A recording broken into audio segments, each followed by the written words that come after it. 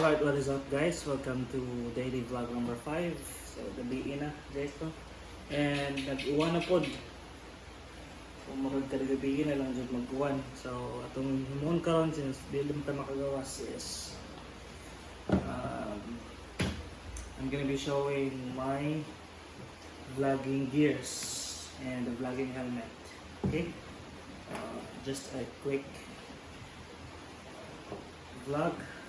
So I'm using the KYP TT Course Waro na itong napalit sa Speedway MC, and ang atong camera is GoPro Hero 7 Black, and napod tay GoPro mic adapter kay dili man siya mugana kung i-direct ang microphone natin, no? So kailangan siya GoPro mic adapter, and dili pa siya pwede og third party nga mic adapter. Kailangan din nga GoPro siya nga brand, kay if palit ka og lain nga adapter like Ugreen or unsa pa nga brand, dili siya bugatan. And ang ato ang microphone is kini, ato ang gamit is Boya LM20. So na vlog na nato sa una, no? And muna siya atong kasagaran gamiton sa mga rides or for vlogging. Bawa naman ko sa helmet ko ito, ARPA. So pagsarap ito siya magamit guys. And of course natin mga wire diha sa sulod na para sa microphone ug sa ato ang intercom. So again, ito ang intercom is Freedcon KY Pro na gikan pud sa Speedway MC. So shout out sa Speedway FC.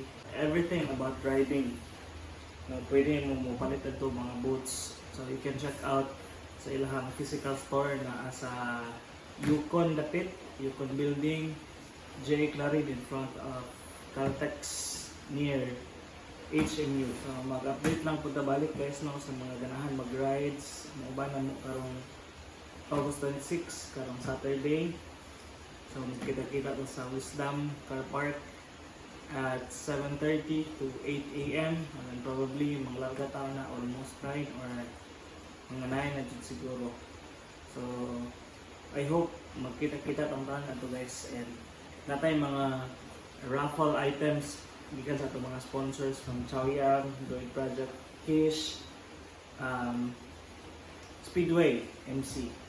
So isa sa itong mga sponsors kang motolaag na helmet freshener ang Chamba ay guys. May sponsor ang Chamba na to. Sila ay 10% nga discount first rides dito ta magtapok. So muna ilang offer 10% discount para sa mga nimban sa rides.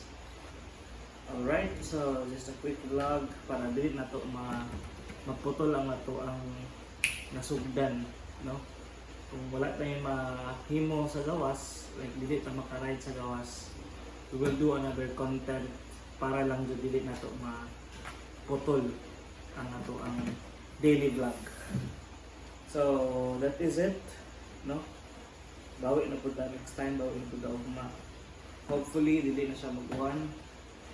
And amping mong tanan guys. Peace out.